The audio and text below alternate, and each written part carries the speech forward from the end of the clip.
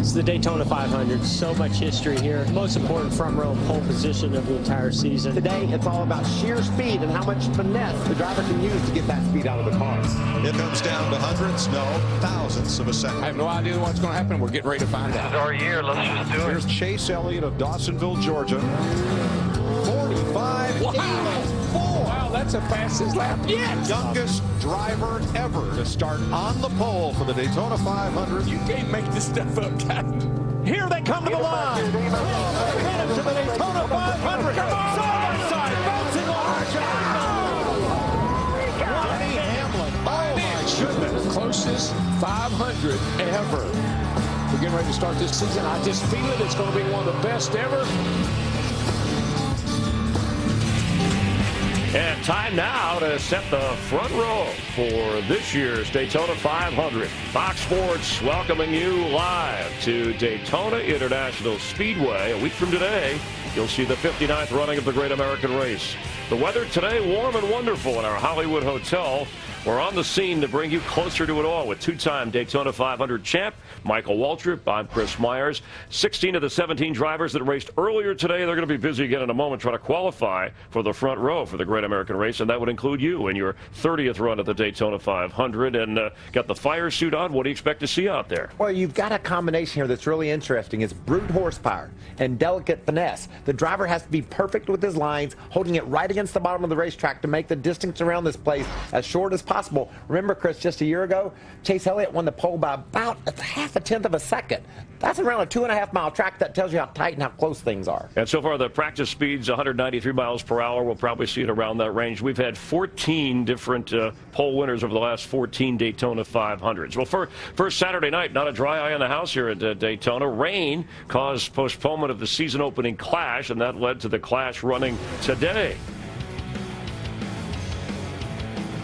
Kurt Busch wrecked by Jimmy Johnson during a caution. Brad Keselowski, who led 18 laps, fell behind when he was penalized for going through too many pit boxes. You're allowed 3, and he had 4. And then Jimmy Johnson wrecking again out of the clash this event for the 6th straight year. That just tells you how difficult these cars are to drive and how much on the edge these drivers are. Jimmy Johnson's a 7-time champion, spins out twice off turn 4. 14 laps to go and heated up. Truex Jr. gets turned by Kyle Larson. They were running near the top 10. Denny Hamlin led 48 laps, the most in the race. On the final lap, this is the 10th time we've had this decided by a last lap pass. It was Keselowski and then Hamlin blocking him, and that opened the door for Joey Logano to pull into victory lane. First Ford win in this event since 2004. So has Ford taken the first step to say, hey, we're the ones to watch this weekend for the 500. I think that's definitely the case. Remember, they have a new Camry, the 2018 Toyota Camry, so these drivers are seeing how it handles in traffic. It handles great, actually. Denny Hamlin stayed out on older tires. Both Joey Logano and Brad Keselowski pitted for tires. So now the crew chief's wheels are spinning. What do we do when it comes to a late race caution in the Daytona 500? Do we pit? Do we stay out? There's going to be so many storylines to follow next Sunday, but today it's all about the team and who's got the fastest car, who's prepared that thing meticulously to go out and be the fastest of the best. And the clash run in the afternoon, closer to the time the Daytona 500 will be run, as the cars are lining up for front row qualifying. There's the 88 Dale Earnhardt Jr. back behind the wheel for the first time on this track after watching Alex Bowman run during the clash. Stay up to date with the drivers. NASCAR Race Hub on FS1 from Dale Jr. to Jimmy Johnson, NASCAR's biggest stars at Daytona Media Day. Then get inside the driver's seat, experience all of the sights and sounds from the clash with Radioactive. Our own Michael Waltrip reliving his greatest Daytona Day moments. It's all this week on Race Hub, weeknight 6 Eastern, and a special edition Wednesday morning at 9 Eastern on FS1. You'll hear from Jimmy Johnson, Dale Earnhardt Jr., and Media Day. As we get set for Daytona pole qualifying, more than ever, it feels like every sport has been adjusting its rules. NASCAR joining the movement. A good description of the changes starts with the handwriting that's on the wall. 2017 is a new era in NASCAR, where the world's best racing gets even better. While each race remains the same length, they'll now feature 3 stages. The length of each stage depends on the track, but one thing remains consistent all season. A stage win could be the difference between winning or losing a championship. Points will be awarded to each of the top finishers of the stage, and the stage winner wins an additional playoff bonus point. The more playoff points you accumulate, the higher you're seated in the playoffs. A stage flag will fly at the end of each stage, followed by a caution flag, setting up the next stage. Drivers will have the option to pit before the next stage, but enter at your own risk. For stage 2, the same rules apply, and the goal remains the same. Finish first. When the checkered flag flies at the end of the final stage, the race is over. Points will be awarded to all race vehicles. And to the winner goes the biggest prize, a spot in the playoffs and 5 additional playoff bonus points. Bottom line, the most exciting racing in the entire world just got even more thrilling. Buckle up. Don't know if we can illustrate that any better. All right, so the Daytona 500, it's the Super Bowl of stock car racing, right? It's its own animal, so we'll see how that applies here. But in the bigger picture, drivers seem to like this, and fans will like it. What do you think about this works well? I think the winner are fans, because the drivers are going to be able to mix it up. They love the attitude of the crew chiefs and the way they're able to pull things out of the hat. Maybe do something the others aren't doing. Give yourself a chance to win a stage, gain some points, but more importantly, mix the grid up, mix the field up, so that when you go for the checkered flag for the big prize at the end of the race, maybe it gives you a better shot to win. If I'm at home watching on TV, I can't wait to see how these teams play out trying to win each stage of the race. And it does have an impact on the points, and it means you'll get some better racing early. At least that's the intention, the goal for all of that. And let's talk about you as you head out the door. Good luck on this, all right? Grab me 3 gears and hug the yellow line, and hope the thing will go fast. All right, and a 2-time Daytona 500 winner in the 15 car. There it is, waiting for you to hop in. 42 drivers for 40 spots, front row on the line at Daytona. Daytona Pole Day, and we welcome you back live as you see shots of the car in the inspection area. Drivers and teams, you know, they always test how much they can stretch the rules, but with modern technology, it's harder than ever to kind of slip one over on anybody.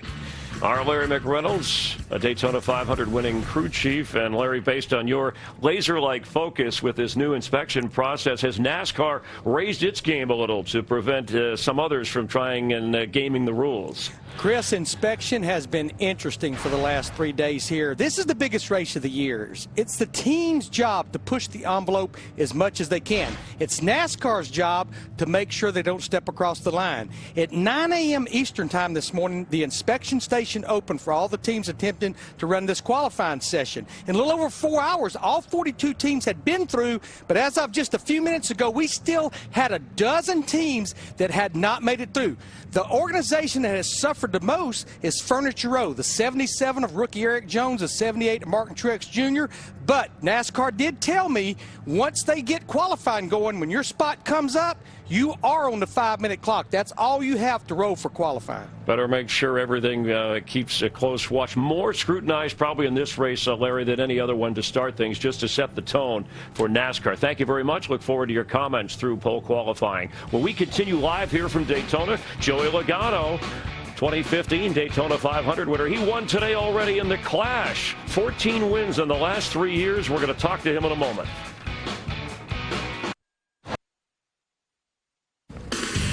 Daytona 500 pole qualifying is sponsored by Ford F-Series, the best-selling trucks for 40 straight years. And by Credit One Bank, the official credit card of NASCAR. Weather outstanding, warm, clear skies here at Daytona International Speedway. Glad you're watching Fox NASCAR live here in the Sunshine State. NASCAR cranking it up in 2017. Front row qualifying for the 59th running of the Great American Race coming up. But the guy who won the Clash earlier, former Daytona 500 winner, Joey Logano, is standing by with our Vince Welch. Well, thanks, Chris. Joey Logano 2 years ago won the Daytona 500. 2 hours ago, he won the Clash. But one thing that his owner, Roger Penske, doesn't have in that vast trophy case of his, a pole award from the Daytona 500. Can you get it for him today? I think so. In all honesty, of the 8 years I've been running Cup, I've never come even close to a pole at a super speedway, and I feel like this Shell Pennzoil Ford is the closest we've ever had it. So we'll have to wait and see. You know, we were really fast in practice yesterday, but you never know how everyone's doing, you know, how much they're actually showing and how much everyone's holding back. I don't really know. I've never really been in this territory before, so kind of a new area, but hey, it's good. We've already made gains in where we've been in the past with single car runs, and we'll see where it ends up here in qualifying. What would it mean to give Roger the Daytona 500 pole, something he doesn't have? Anytime you can win something for Roger Penske that he hasn't won in motorsports yet, that's a special moment. We talk about the Brickyard 400 all the time because it's a race he hasn't won, but when you talk about a pole here at Daytona 500, it's up there as the same thing, and we have a great shot at it today, so we'll give it our best effort. We'll see how it plays out. Joey Logano was fastest in practice. Will it translate to qualifying, Chris? Thanks, gentlemen. Last time the Clash winner won the Daytona 500 pole the same season, it was Dale Jarrett in 2000. So who will be the centerpiece driver for the start of next Sunday's Daytona 500? That's coming up. A good look at Daytona International Speedway. The last driver to win the pole and the Daytona 500 in the same year, Dale Jarrett, back in 2000. Let's see who's going to sit on the pole for this one coming up a week from Sunday. Welcome in the guys calling qualifying. They'll be calling the race next Sunday as well. Jeff Gordon, Darrell Waltrip, and Mike Joy. Mike? Thank you, Chris. The number I'm fixated on is 14. That's how many consecutive years the Daytona 500 has had a different pole sitter. And I think there's a good chance at 15 because one name that is not on that list of 14 is Joey Logano. And of all the laps turned in practice, his first lap, fastest first lap of any run any driver took in practice was Logano's. He's already got one checkered flag for today. I won't say he's my pick, but he'd be a favorite. Yeah, well, that's what you try to do as a team. You want to go through the room of doom and get the car on the line and at least run what you did in practice, your best lap, hopefully improve on that just a little wee bit. That's the challenge that you have as you roll out on the line today. Well, we know the pole in the front row doesn't guarantee a victory in the Daytona 500, but this does pay off all the hundreds and hundreds of hours of all the teams that have worked so hard to get here to show just how fast that car is for one lap. So we are about to find out who wins the front row for the 500 and which two of the 6 open cars are guaranteed spots in the 500. I'm banking on a 15th consecutive different pole winner, Chris. All right, thanks very much. The pole sitter, by the way, for the 500 outside the top 5 of the last 15 Daytona 500s.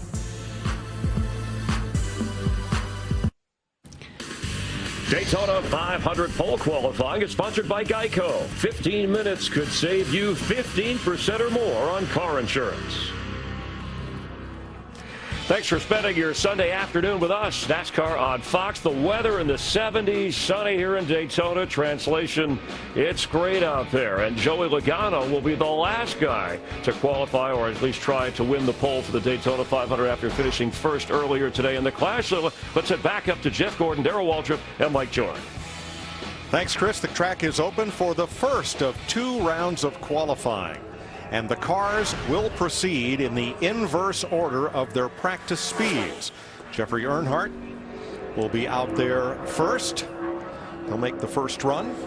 And Joey Logano will be last. At the end of the first round, we'll take a 10-minute break.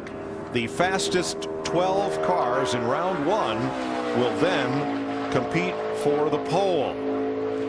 Earnhardt attempting his first start in what is now the Monster Energy NASCAR Cup Series at Daytona.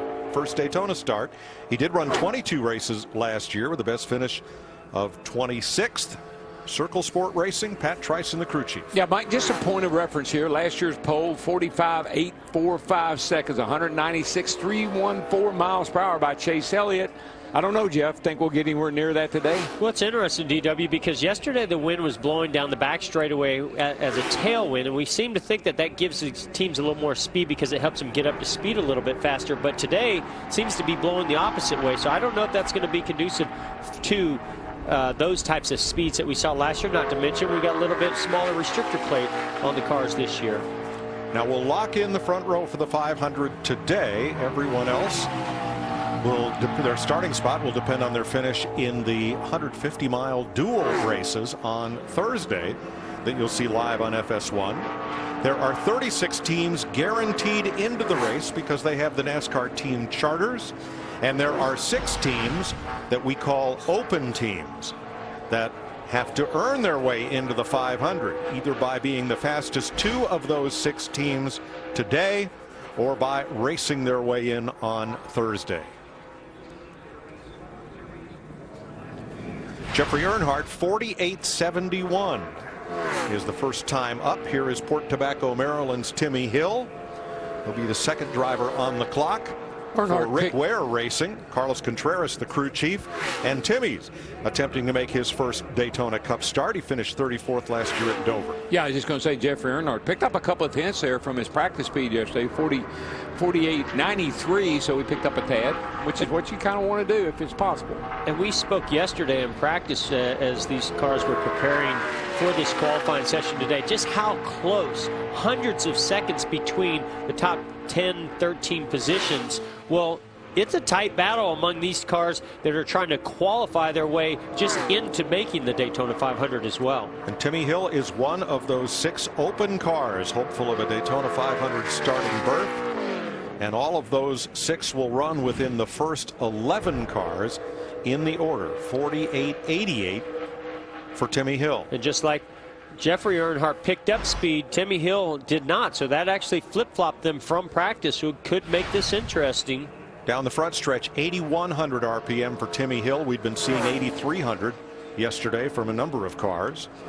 Here is Corey LaJoie, third-generation driver, who is also one of those 6 open teams.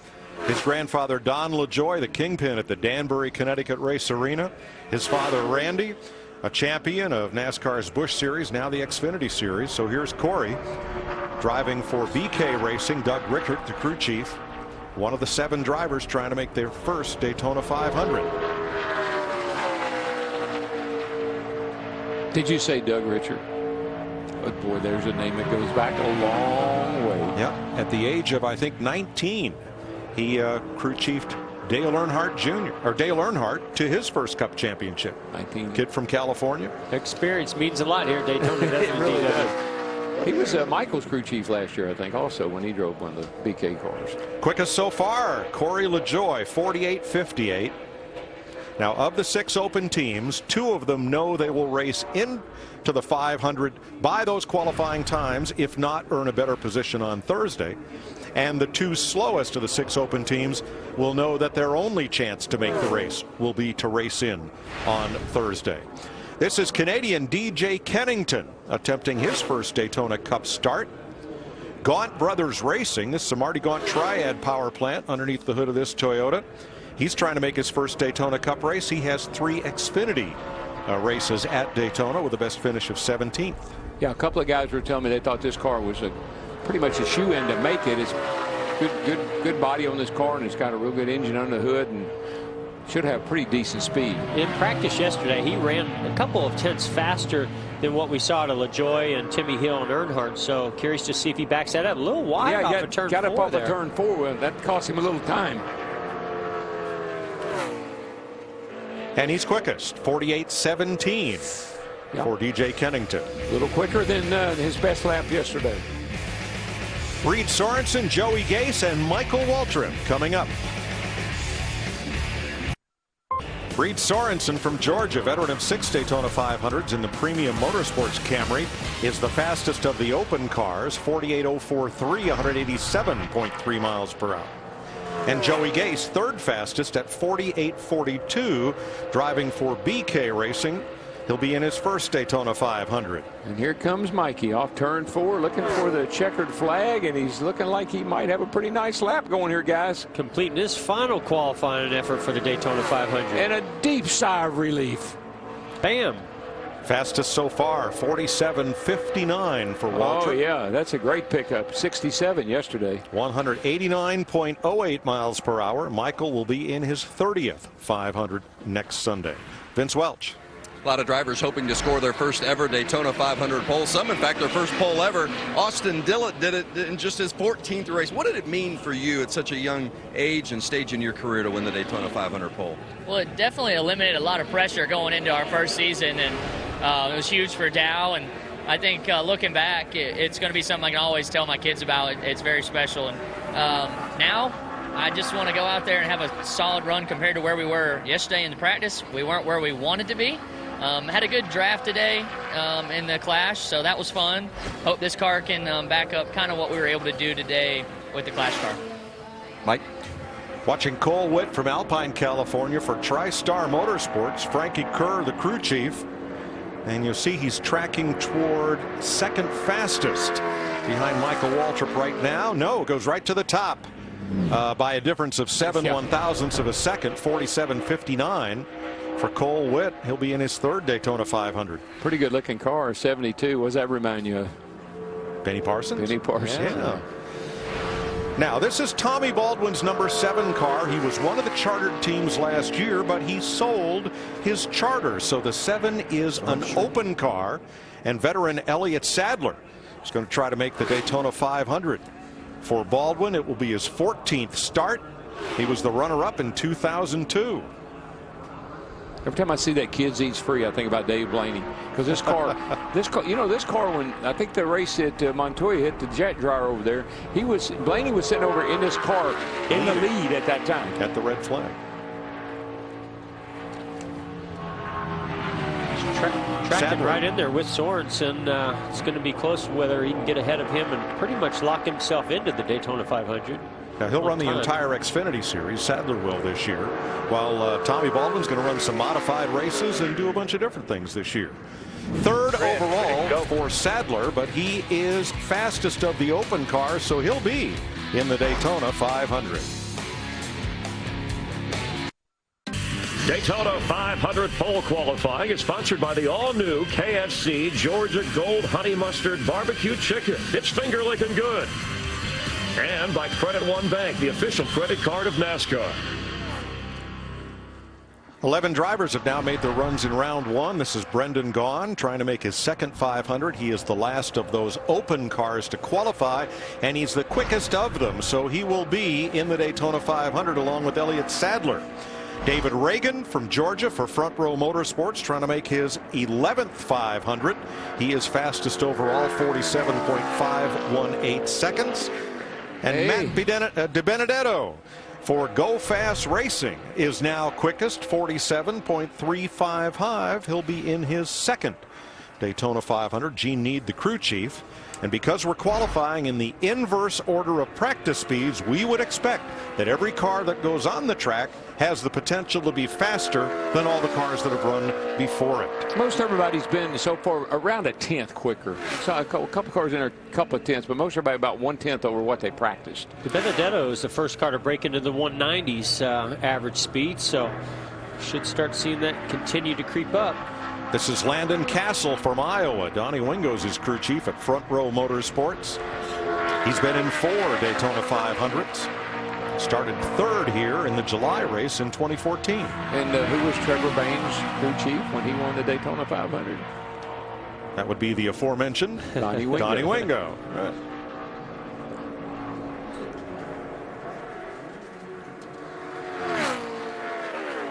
Top of the chart, 47.28.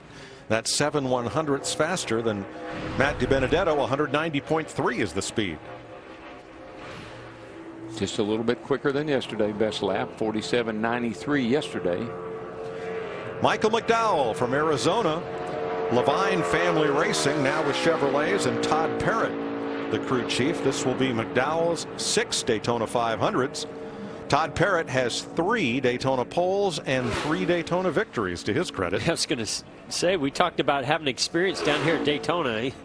Todd definitely has had some great finishes and some great race cars down here. Listen, there are some amazing crew chiefs in that garage area. There's guys in there working on cars that have won the Daytona 500. There's guys in there working on these cars that we don't talk about a whole lot that have won championships.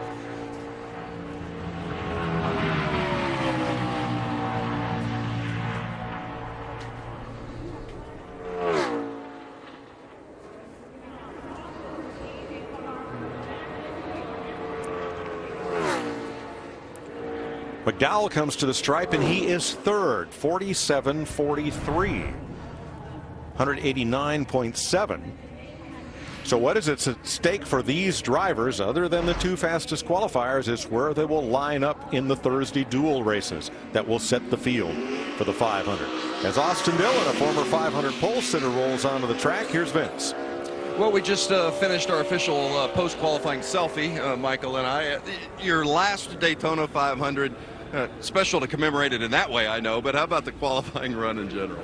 Well, I tell you, Vince, if you told me I was the fastest, it wouldn't have felt any different. The old Aaron's Toyota was sucked down on the road, felt good, just doesn't have a whole lot of speed. There's 2 types of people you'll talk to today, the ones that are up front and the ones that say qualifying don't matter.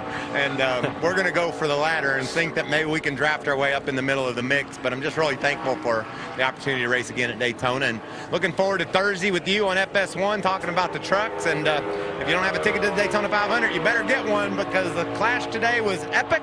And the 500 is going to be even better. So come on out and watch us. Yeah, always the unique perspective. Thanks, Mike.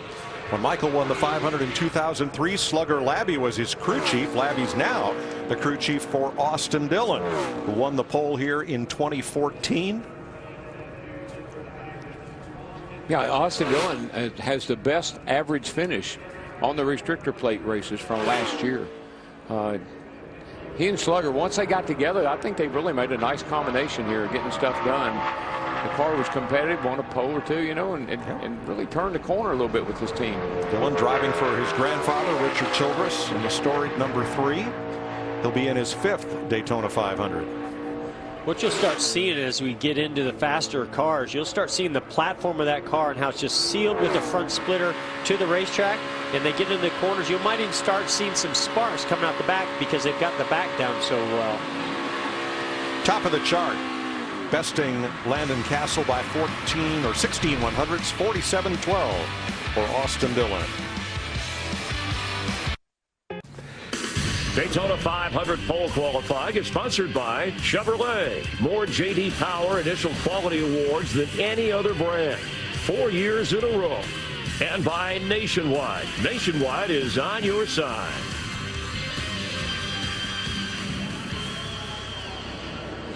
Chris Buescher, the 2015 Xfinity Series champion, did not become the quickest in his group. He was 5th when he ran, now 6th. 47.51 for JTG Doherty Racing. And Danica Patrick, the 2013 pole sitter, is quickest, 47.04, picks it up by 8 100ths of a second over Austin Dillon. Here comes Jamie McMurray from Joplin, Missouri, 14 Daytona 500s, the 2010 winner for Chip Ganassi Racing, crew chief Matt McCall, and he is faster than Patrick by 2 100ths. McMurray quickest now. Yeah, yesterday he ran a 46.92, so he slowed down just a teeny bit. Danica ran within a few hundreds of what she ran yesterday on her best lap. Martin Truex Jr. is on the racetrack for Furniture Row Racing, but what of his teammate, whose car not yet out on the qualifying line? Mike, we've documented since Friday the challenges that Furniture Row Racing has had, both with their Clash and 500 cars, getting them through inspection. Eric Jones's 77 car just pushed through the LIS. He's been green lighted. They had several issues with the grid and the LIS this afternoon trying to get this 77 car through. Right now the final touches going on, checking the pressures. Michigander Eric Jones, he's off to the side with Chad Little, NASCAR official. He's waiting to get the green light that he can go ahead and climb in this 77 car. About 9 to 10 cars away, and the biggest sigh of relief really was for team president Joe Garrone, as both cars finally are cleared.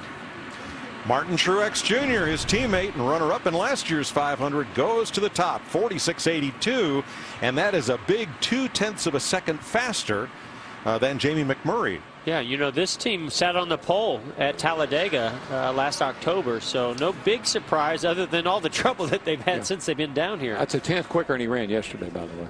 Jamie? Well, Ryan Blaney waiting and watching. We were just talking about how so many drivers say there's not much we can do in qualifying here. It's all about the car. But there is a place that you really focus on. Where is that?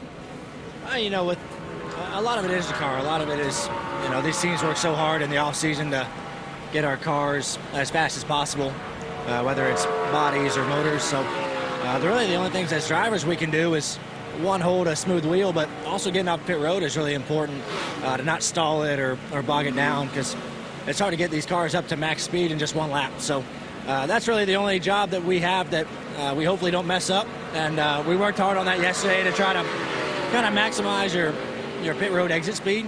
But it's nice. I think we have a really fast car. It's just nice to be back at the racetrack again. But I think all the Fords are fast. I know Roush Yates have brought a great engine program to Daytona, and it's just nice to be back with everybody at Motorcraft and Quick Lane. It's, so we stack up today. I'm pretty pumped. I like the look of the old school throwback fire suit, too. Absolutely. Ty Dillon, that's Austin's younger brother, but he's not racing for Richard Childress Racing. He's with Germain Racing. Booty Barker is his crew chief. Ty Dillon to make his third Daytona 500 start, and he's second fastest right now, 46.86. It's not an RCR team, but it does have an alliance with them. But I'm kind of surprised that that's a great job by Booty and Ty and that team to actually outrun Austin Dillon in the RCR Chevrolet. Yeah, that 13 car last year had some good runs at times. What they need to work on is getting more consistent, getting good runs every week, and maybe with Ty in the car and Booty, they can get something going. Chase Elliott, second-generation driver. He was the pole sitter for the 500 here last year, and he returns for Hendrick Motorsports to the seat of this number 24 Chevrolet with Alan Gustafson as his crew chief. Yeah, really curious to see what kind of speed they show in this number 24 Napa Chevrolet, because they were on the 2 poles last year here at Daytona as well as in Talladega. Showed a lot of speed qualifying, but didn't show a lot of it yesterday in practice. They finished 7th in the Clash earlier today, and we were laughing when it was over with. I don't know if we ever mentioned him being in the race today, because we didn't talk about him very much. 8,400 down the backstretch into turn number 3. Well, with that little bit of headwind, yesterday we were seeing 84, 85, so I think that little headwind's knocking a little bit of speed out, and you can see a few sparks coming off that skirt off the right side. It's not totally unusual. No, I think that means she's getting happy down with how they've got it down. Yeah. Top of the board, 46.80. He pips Martin Truex by 0.02 of a second, 192.3. Jamie? Daniel Suarez, the rookie here, trying to qualify here for the first time in the Daytona 500, but you had a good Clash race, your first Cup race. What's on your mind now as you focus to trying to get the pole here? Well, definitely, I feel like today has been super helpful for me. I feel like in the Clash race, I went to a school and I learned a lot from all these guys, and it's a lot of information, very good information for next week. And now it's everything about my team. They have done a really good job in the last couple of days finding a speed of this 19 Aris Toyota Camry, and so far very proud of them. I feel like we can have a shot for the top 5, and we'll see. Top 5 for a rookie. We'll wait and see momentarily. Well, I hope Daniel Suarez has his book bag and he's ready to go to school a lot this year, because, I mean, we saw he's a very quick learner in the Xfinity Series, but he's going to be learning a lot out there this year. But what I really liked about him, since I've been watching Price Lane, he's very calm. Just like that interview, very calm. A.J. Allmendinger returns to JTG Doherty Racing. Now a 2-car team. Randall Burnett, the crew chief, for his 8th Daytona 500. But he is 8th quickest right now, 47.29. Bit of a drop off there. California's Kevin Harvick is back with Rodney Childers and Stuart Haas Racing in the number 4. It was a Chevrolet last year, but as all the SHR cars now are Ford Fusions, as the 2-time Daytona winner embarks on his 16th 500. Every manufacturer, every engine has a little different tune to it. This is a little bit deeper sound than maybe one of the Chevrolets had, maybe one of the Toyotas has. It's just a little bit different sound. Not much, but to a driver, those sounds are important. He learns the sound of that engine and when he knows it's performing. And we heard him over the radio. When he had 4 tires in the Clash, he liked the speed that this car had, or the one he had in the Clash. I think that wind has picked up down the backstretch. Looking at the flags, it's quite a headwind. And Harvick, 46.86. is 3rd fastest. Vince.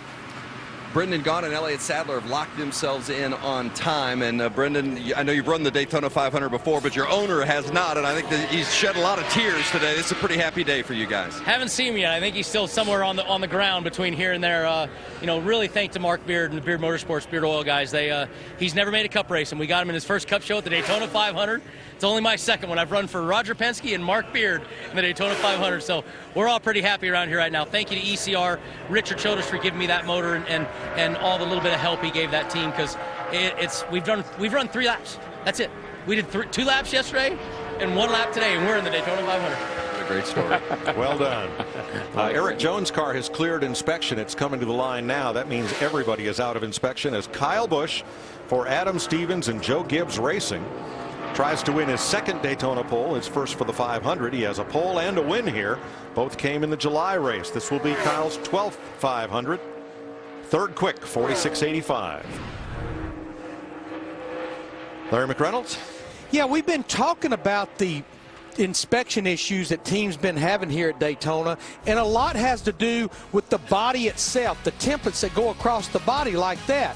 But there is a lot of areas that teams can work in. With our Ford Cutaway car, we're going to look at the underside, and you see all these things hanging down, the bell housing, the tailpipes, the rear end, the fuel cell, the back of the rear bumper. So what we're going to show you, we have this new thing called Ford Fox Aero Tracks. Is this the airflow under the car? You can see up here at the splitter. This is the high pressure area. But as it goes underneath the car and all those different things disturb the air, then it becomes much more of a low pressure. So, Jeff, the more you can clean that up, the better the car will perform. Yeah, we see how the splitter is sealed down to the racetrack, but there is a gap and there is air flowing underneath these cars. And one of the things I've heard a lot of the teams working on is, in order to get the drag out of the body of the race car, to keep some downforce in the car for race conditions, they're really focused on what's going on underneath that car. And any time that they can get the air to flow better, it's not only helping drag, but also helping the car suck down to the racetrack. Wisconsin's Paul Menard finishes up his run. He's back with Richard Childress Racing. Matt Borland is the crew chief this year for the former Brickyard winner, and Menard is 6th fastest, 46.98. So the last 3 drivers, none of whom have been able to eclipse Chase Elliott's speed of 46.80 for last year's pole sitter. Here's Denny Hamlin. For Mike Wheeler and Joe Gibbs Racing, this will be his 12th Daytona 500. He is the defending champion of the great race.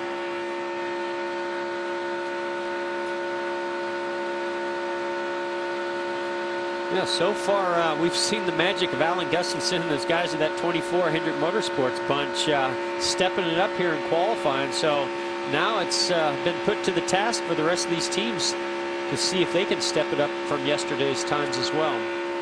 Most everybody's been right at what they ran yesterday. A few have picked up a little bit, and a few have lost a little bit, but pretty much sticking right to what they ran yesterday. And Elliott remains on top, 46.84 for Denny Hamlin, who started 11th or better in all the restrictor plate races last year. It all leads up to next Sunday, when America's best return to the track for the Great American Race. The 59th Daytona 500 begins next Sunday at 1 p.m. Eastern on Fox. Mike, look at those times. 46.08 or 80, I'm sorry. 46.82, 46.84, 46.85, 46.86, 86. The first 6 cars just blanket over each one of them, over all of them. This is the most competitive qualifying session. We saw this in practice, and now we're seeing it again here in qualifying that I've ever seen down here in Daytona. Hundreds, just a few hundreds is making the difference right now. That could be just a tiny gust of wind on the back straightaway. And there in turns 1 and 2, we heard a bit of skirt scuffing from Jimmy Johnson. 7-time champion. Going to start his 16th 500. There you hear it again. Yeah, it's just that little click. That means that really is a good thing, because that means the car's getting down in the racetrack like the team would want it to. Tracking like he might be on the pole here for the time being. It's going to be close. No, 7th, 46.90. Well, what's wrong with that tracker? I'll be honest, the way his day went in the class, it's kind of pulling for him there. Yeah, you know, kidding. because, gosh, that was a rough start to the day. I think our tracker is just like we are. It's so tight. The times are so close that the tracker's having trouble picking it up. Johnson brought out 2 caution flags in the clash and did not finish that race for the 6th straight year. Matt Kenseth from Wisconsin back with Jason Ratcliffe and Joe Gibbs Racing in the Toyota. 2-time winner of the 500. 14 top 10s in his 17 starts in this race.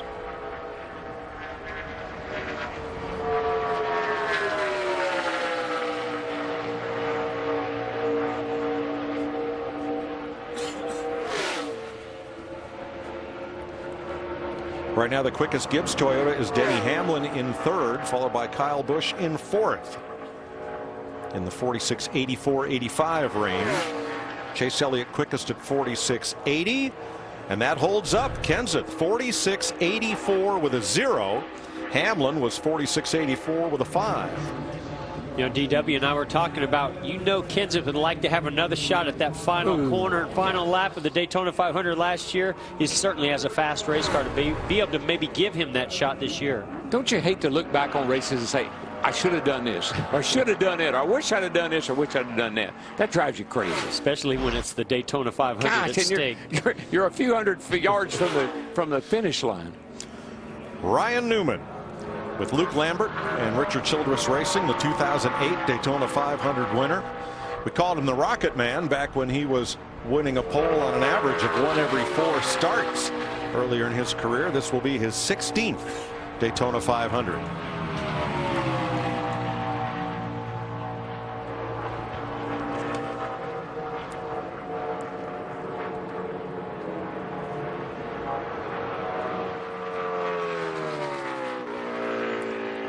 Sixth fastest for Newman, 46.859. Vince Welch. They're all chasing Chase Elliott, last year's pole winner. Did you get everything out of that first run, or do you have something left for round 2? I hope we have something left. I really didn't think my lap was all that good. I mean, obviously it's really hard to tell a whole lot about your lap, but just a few of the things that you can tell from as far as just speed, just the overall field wasn't really what I was hoping for. So it surprised me. I didn't expect to go that fast. So that's a good thing, and hopefully we can just address a couple of the small things that I noticed. Really the only things you kind of can notice or mess with here. So we'll try to make it better and go from there. Thanks. Matt?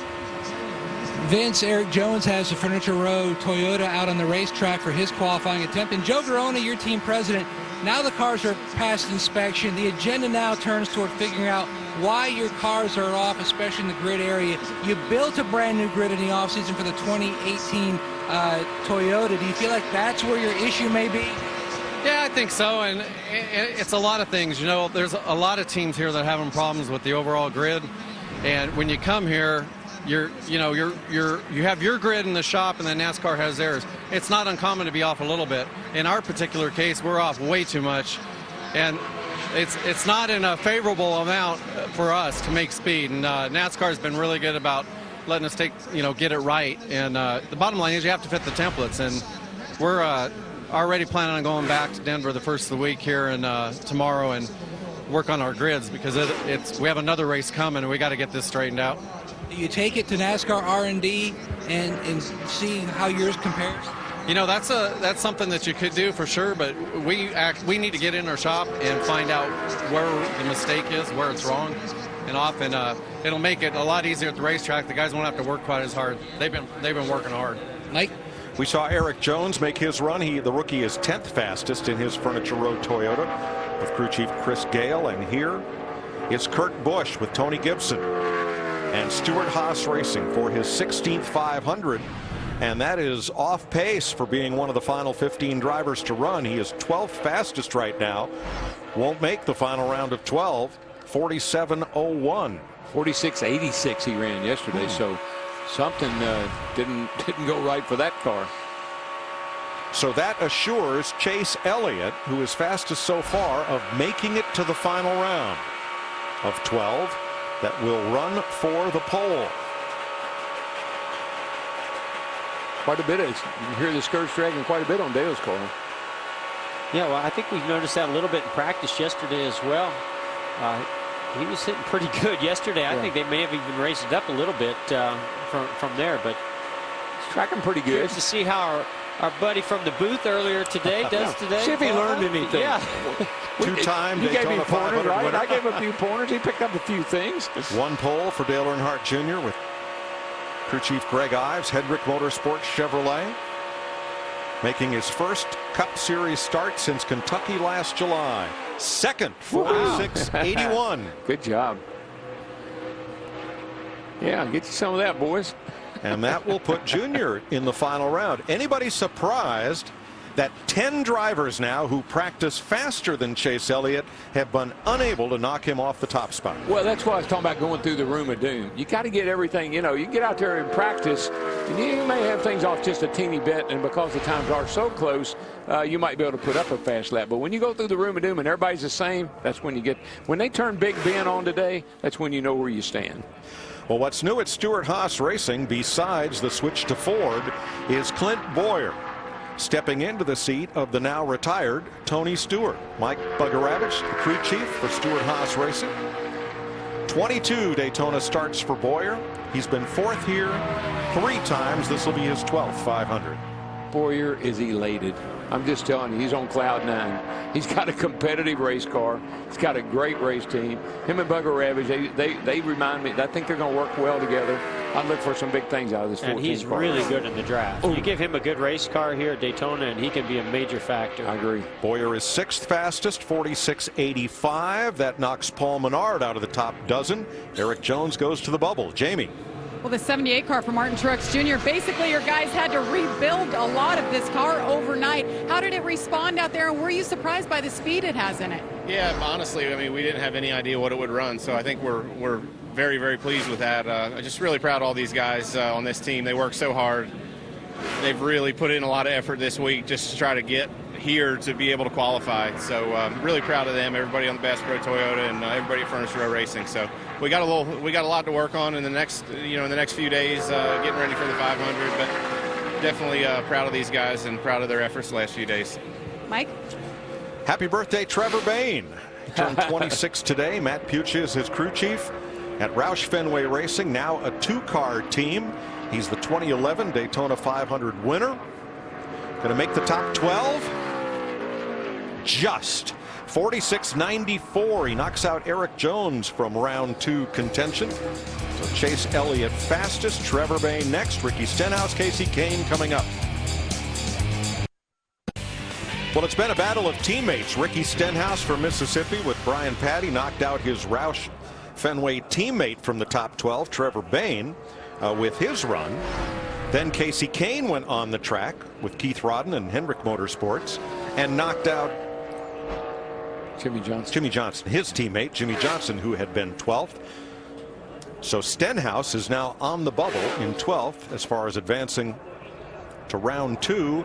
And the rookie, the Xfinity Series champion, who is fluent in English, Spanish, and Portuguese. That's Daniel Suarez from Monterrey, Mexico for Joe Gibbs Racing. Can you imagine if we had back-to-back rookies on the pole at the Daytona 500? What a story that would be.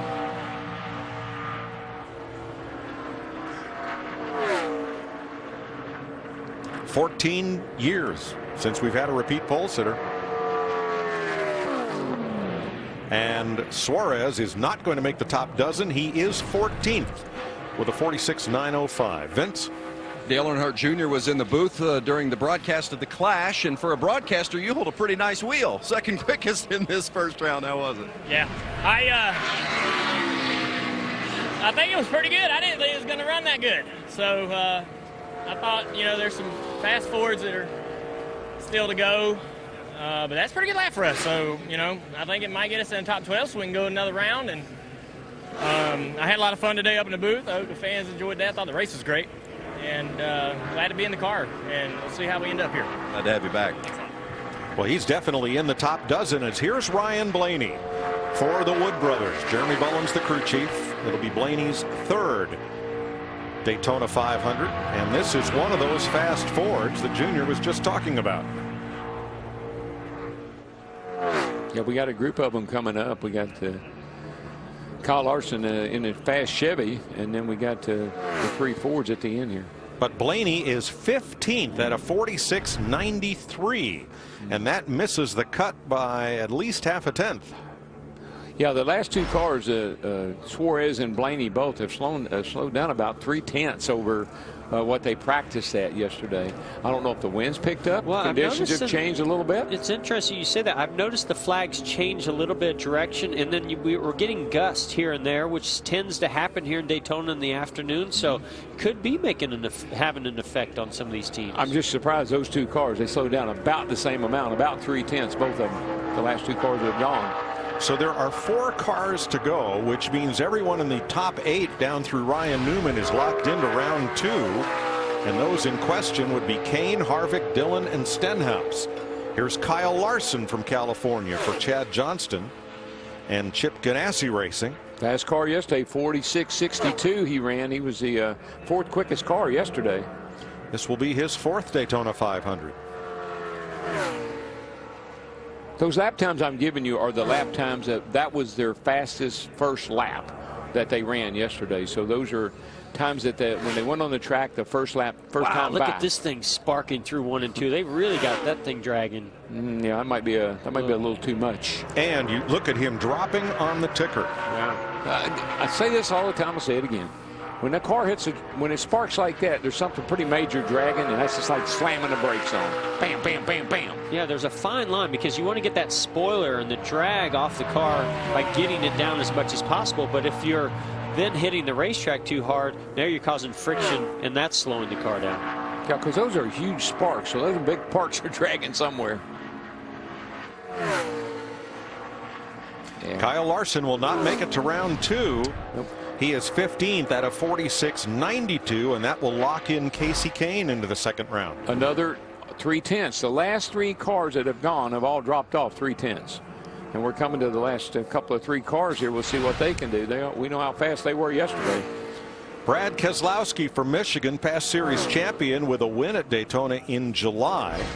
Has 4 Daytona top 10s, but only 1 in the last 5 spring races. Wow, he's kind of dropping on our tractor though, a little bit. Think about this too, guys. These cars have been out on the line the longest of any of the cars. So every part on that car, other than what they were able to heat up a little bit with their generators, but these cars don't have any heating whatsoever. And I'm really curious to see what happens in this next round of those cars that have gone, how much they pick up because they have the temperature that's in the oils and in the bearings and all those things. Yep, I think they will pick up for sure. He's coming back up now. Keselowski jumps right back up the chart. He's going to move on to round 2. Third for Brad Keselowski, 46.82. So the fast 5 right now, 2 Chevys, Keselowski's Ford, and 2 Toyotas. Well, we got a battle on our hands. Hendrick Motorsports and their Chevrolets against the JGR and Furniture Road Toyotas. And now look at the Penske Fords coming into the mix. That's 2/10 slower than he ran yesterday, Keselowski. So I think the winds picked up and slowed him down a little bit. So that bumps Ricky Stenhouse out of the top dozen. It moves Ty Dillon onto the bubble with 2 cars to go. Harvick and Dillon at risk. Eric Almirola driving for Richard Petty Motorsports and crew chief Drew Blickensderfer. Winner here in July of 2014. This will be his 7th 500. And that's the Kings number 43 that's rolled into victory lane here 7 times. Yeah, that always blows my mind. It's a hard race to win, man. Only won it 1 time. Richard Petty won it 7 times.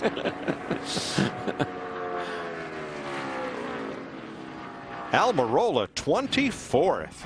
That's got to be a disappointment. 47-12. And that will lock in Kevin Harvick.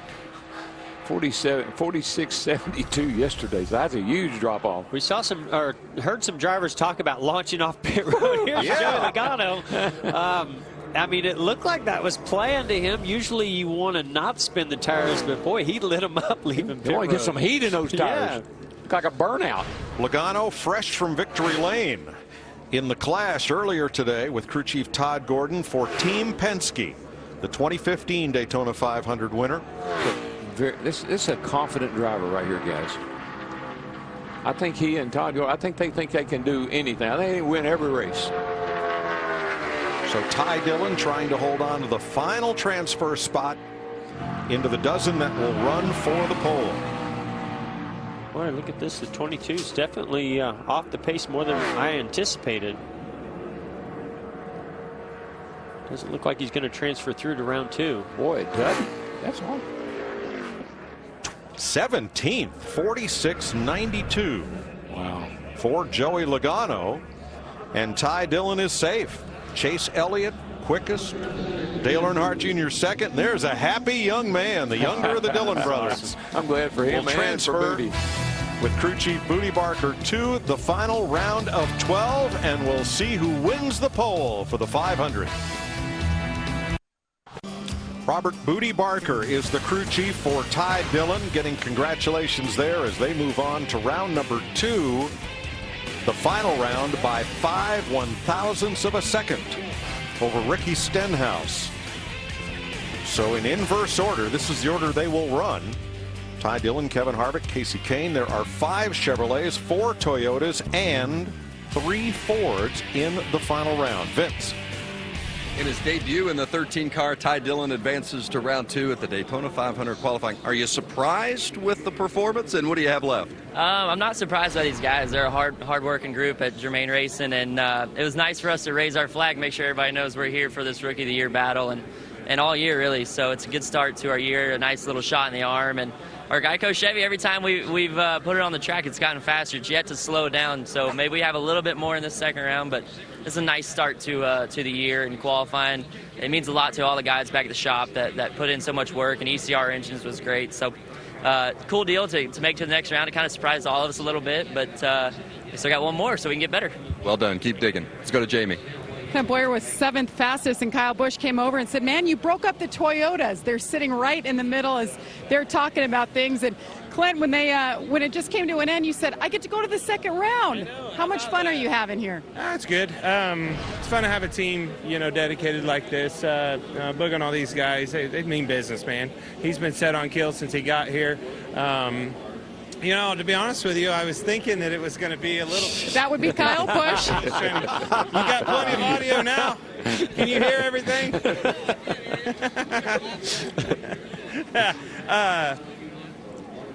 I'm serious. That dedication and coming down here and being prepared, to go to battle and having a fast, hot rod and working in practice to keep getting better and better and fine-tuning it. To be honest with you, I thought we was going to be a little bit better than that, but they're so close. Look at the times. I don't know that I've ever been down here and remember it being that close, especially between these few cars. It seemed like there was always a car or two or a group that would separate themselves. Going out here, your oils, your fluids are going to be hotter, which helps them, but your brakes and stuff like that are obviously not pushed back, so that'll hurt some. So it's going to see, who can prevail here and keep going, and who can maintain and who will fall off. Have a good time. From fastest to 12th, less than 7 1/100ths of a second. Clint Boyer has plenty to say, and all America wants to hear it.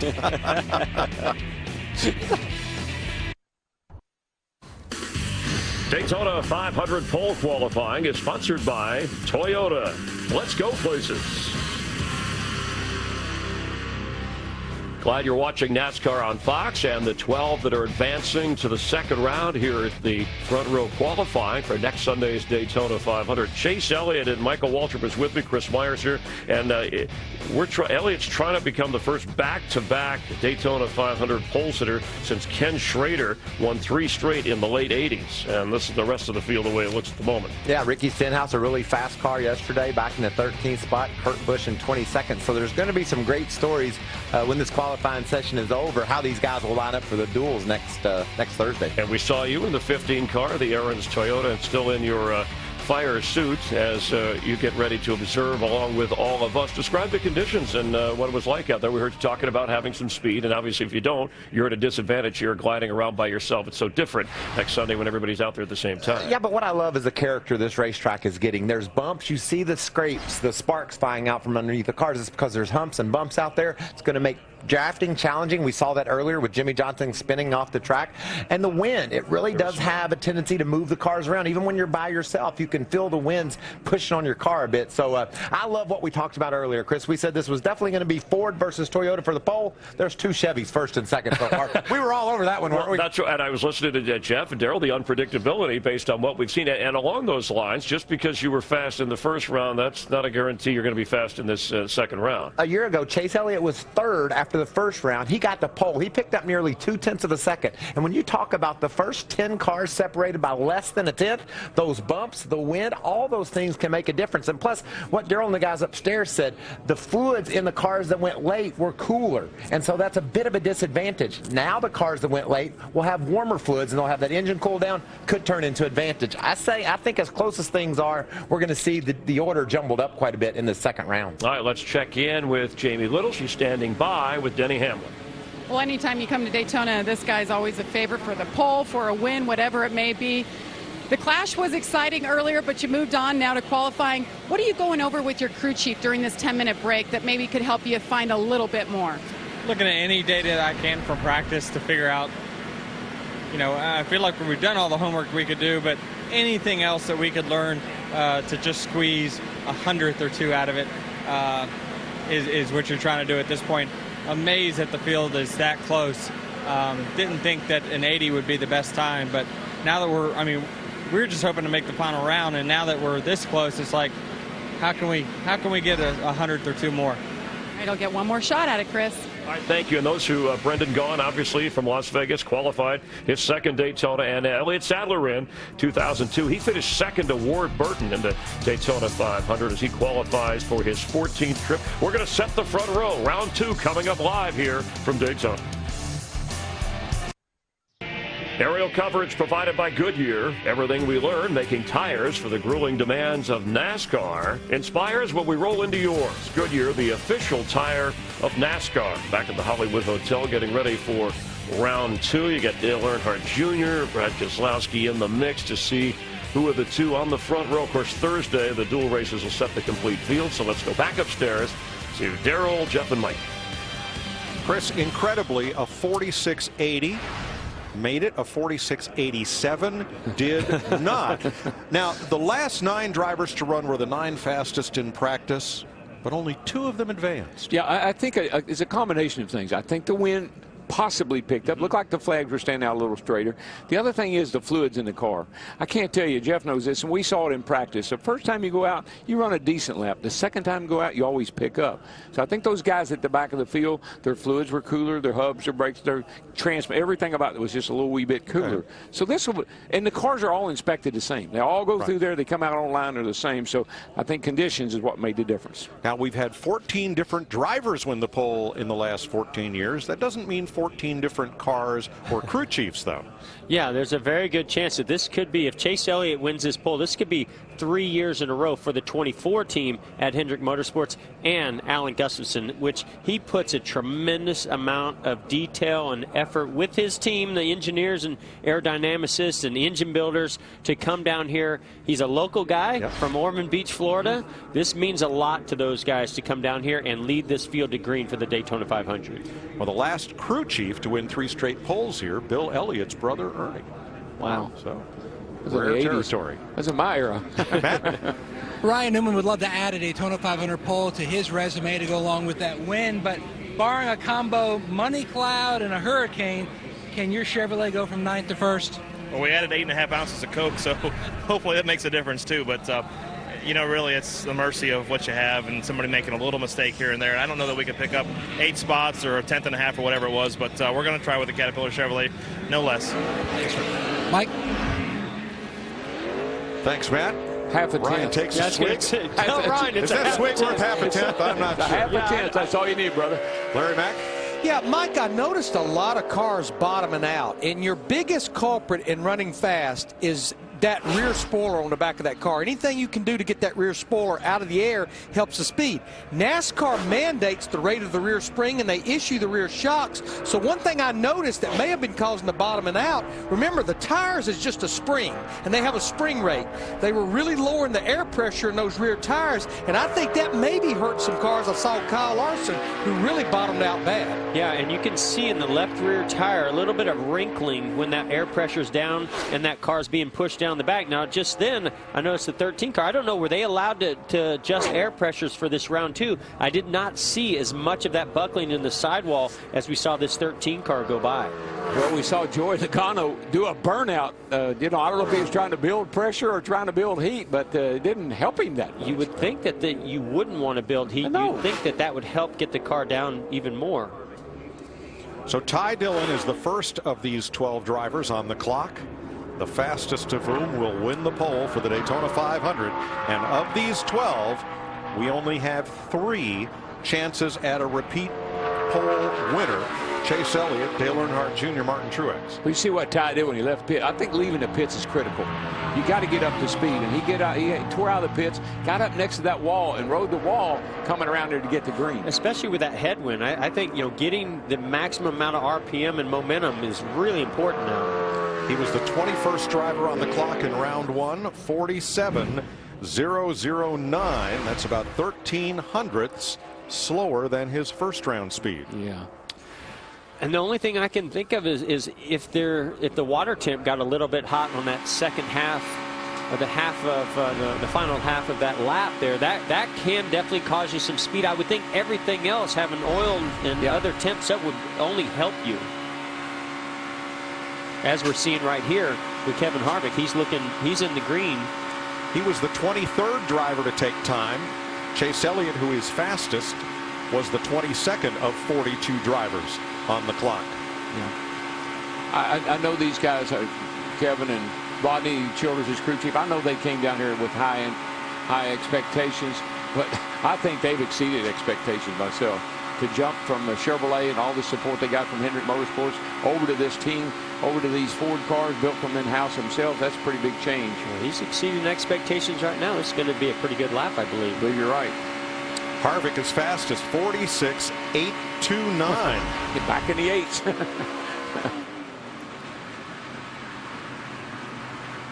It's quite possible this could come down to thousandths of a second. So that's a pickup of 4 100ths for Harvick. Yeah. Casey Kane in a Hendrick Chevrolet, 10th fastest in round 1.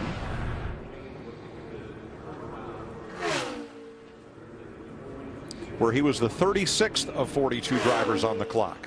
It's a little sparking coming out of the right side of his car. Nothing serious. We're not. He's kind of pulling it back now. He lost a little bit of speed going into turn 1, but now he's gaining it back down the back straightaway. Now going back, losing just a little bit. I mean, it's really close, but boy, it's really falling off there. Yeah, I think the car looks tight or something. It seems like it's moving up off the bottom a little bit. And that's the key stat right there, is that differential between this lap and his first lap. Kane is second, 46.853. He did pick up a tiny bit, but just not as much as Kevin Harvick did. Yeah, you're going to have to run in the 80s. Probably an 80. I think you're going to have to run in the high 70s. I think an 80 will do it. And here's the Rocket, Ryan Newman from South Bend, Indiana. Going to run his 16th Daytona 500 on Sunday, the 2008 winner. Jeff, we broke out our Hawkeye system, and you can adjust air pressures between round 1 and round 2, so I would have to believe that they let that air pressure back down. I just don't think there's no way, even with the cool down machines, you can get that engine as ice cold as when you left that garage area for first round. Yeah, that's a good point, and they may have adjusted the air pressure based on how much the car was bottoming out. If it was bottoming out too much, maybe they decided to add a little bit of air pressure. Driving a Chevrolet for newly minted NASCAR Hall of Famer Richard Childress. Newman is third, 46.87. That's a drop off of a little less than 2 100ths from round 1. I know you guys. I don't know how you feel, but I like this kind of qualifying. I call it rapid fire. As soon as one goes by, you send another. One goes by, you send another. You got a car on the track all the time, and it goes by pretty quick. Well, and I also like the way they line the cars up. It's based on speed from practice, so it's usually slowest to fastest. Not always, and then you get to see how people back up their times in qualifying versus in practice. And then we're going to do that again. We reset it where it's slowest to fastest. Yep. Kyle Busch, like most drivers, taking the high line in turn 1 and 2 on his get up to speed lap. Yeah, the wider you can make that corner, the longer you can make this get up lap, the more speed you should have when you get to the start finish line to start your lap. Yeah, drop that thing down. You see him come off turn 4 here. He'll drop it down when he gets his start finish line, and then the yellow line becomes your best friend. Yeah, then it's exact opposite, as Michael Waltrip pointed out earlier. Then it's all about making the shortest line around this racetrack as possible. And see, that's where people say, well, a driver can't make much difference. I totally disagree. When we're this close on qualifying, the times are this close, you run a little higher here, a little low there, you do a few things in the car, you can knock a few hundredths out of it and cost yourself a pole. The one area that I thought you could maybe have a difference is if you put a little bit too much wheel into it on the exit of the corner as you get to that straightaway. Your goal is to try to unwind the wheel as fast as possible because the car is going to go faster in a straight line. Look, but he is riding that yellow line. I mean, he took the green, he went right on that yellow line, Kyle Busch in the 18 car, and he's staying on that yellow line all the way around the corner. Now look, all the way right next to it. I just think shortest distance got to make a little difference. 4th for Kyle Busch, 46.93, and he falls off about 7/8 100ths from the first round. Had issue, I'll tell you about it. Had issues, is what I heard. Yeah, that's what I heard. I'm wondering if, again, if maybe the engine got a little bit hot. Clint Boyer. He'll make his 12th Daytona 500. Has 397 career starts in what's now the Monster Energy NASCAR Cup Series with 2 poles and 8 victories. My favorite thing he ever told me was last year when I asked him, I said, man, what's the problem? He said, my car hates me. This year, I think he's found a car and a crew chief that like him. He's getting good results. We saw Boyer in the green here, so he's obviously picking up a little bit. You see a little wrinkle in his left rear tire.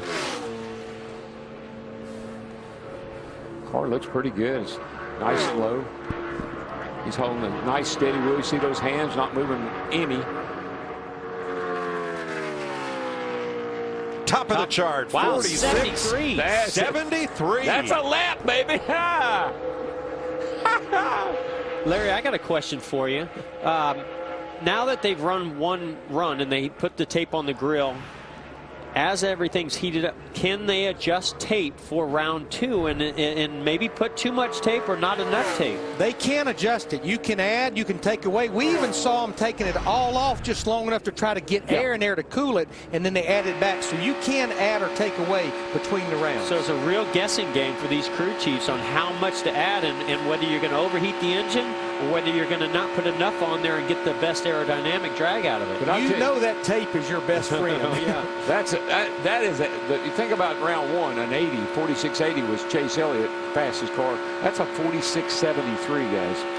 That's Clint Boyer has laid down the gauntlet. That is by far the fastest lap turn today. And you could hear a little bit of disappointment in his voice when we spoke to him.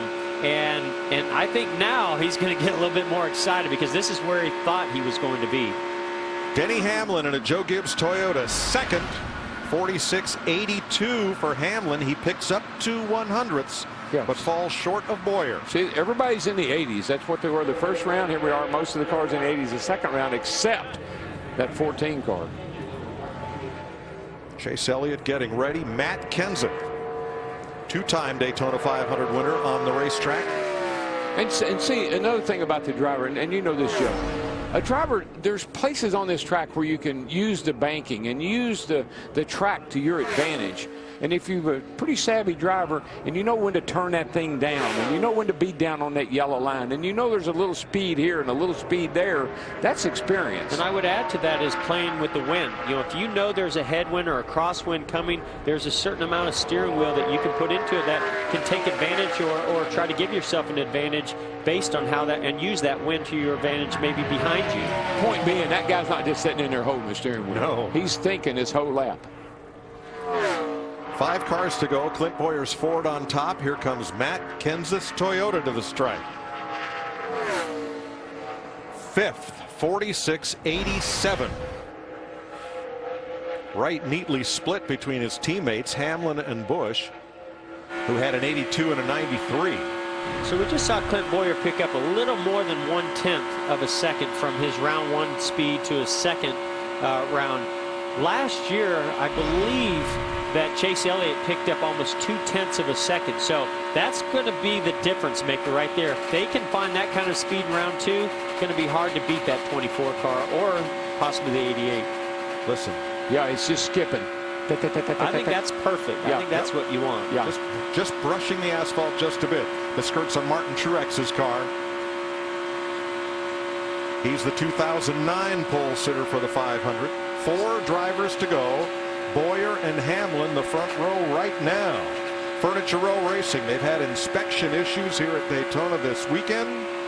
That's behind them. Here's Truex trying to run for the pole. Second, 46.80. He picks up 2.5 hundredths of a second, but he is shy of Clint Bowyer. I'll tell you, I thought an 80 would win the pole because I didn't think anybody could pick up as much as Bowyer did. And then there were 3. Brad Keselowski's car owner, Roger Penske, has never won the pole for the 500. He's won almost everything there is to win in motorsports. Hasn't won this pole. He's won the race with Ryan Newman. But here's Keselowski. He really came to the green good because he was tracking well going into 1. He's coming off Lost turn a little 2. bit. Now it's coming back. But he's coming back and in the green now, and it's looking pretty good here, guys. He got off turn 2 with a lot of speed, better than most. Now remember, we saw him just barely coasting onto pit road after his first run. Obviously not using the brake pedals, trying to keep all the friction out of those brake rotors. He's coming back. Look at this time. And now he's starting to pick up a little tailwind, and that's going to push him to the start-finish line. This is a good-looking lap.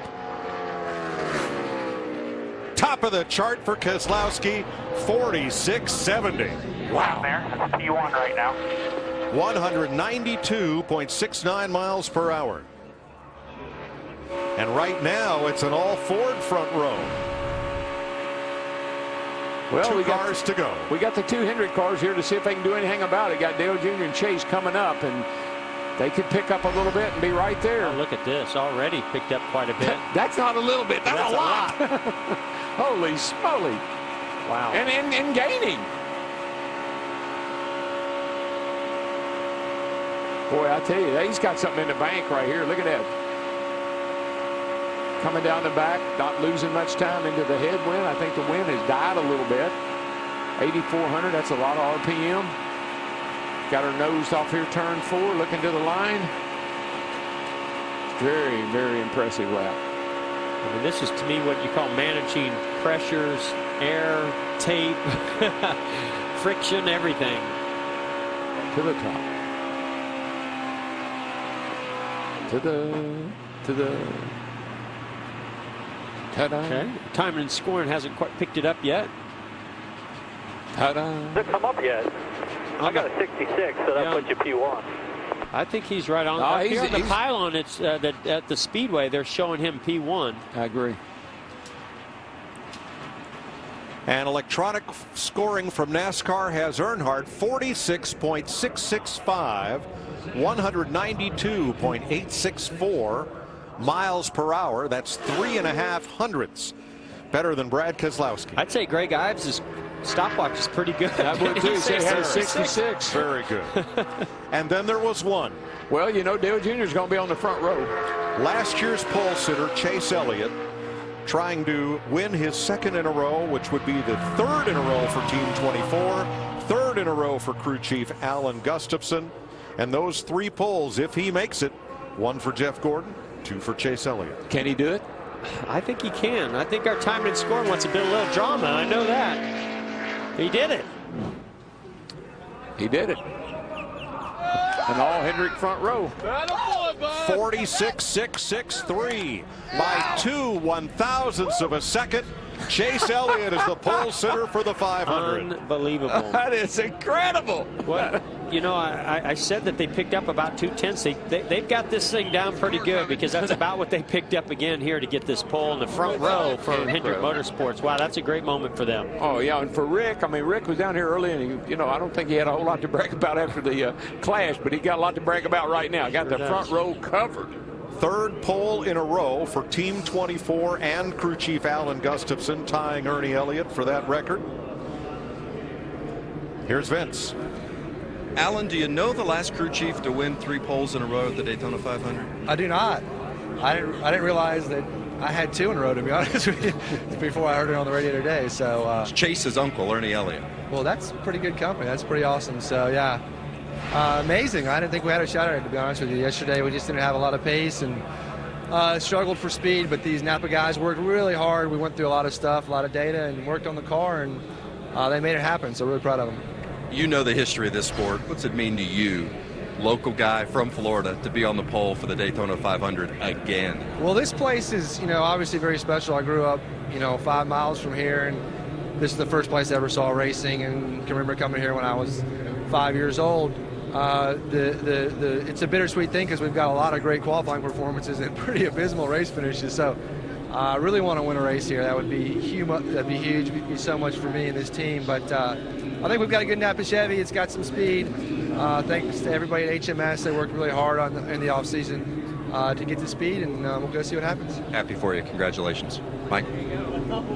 Here's your front row for the Daytona 500 Hendrick Chevrolet teammates, Chase Elliott and Dale Earnhardt Jr., who is on the front row for the 500 for his 4th time.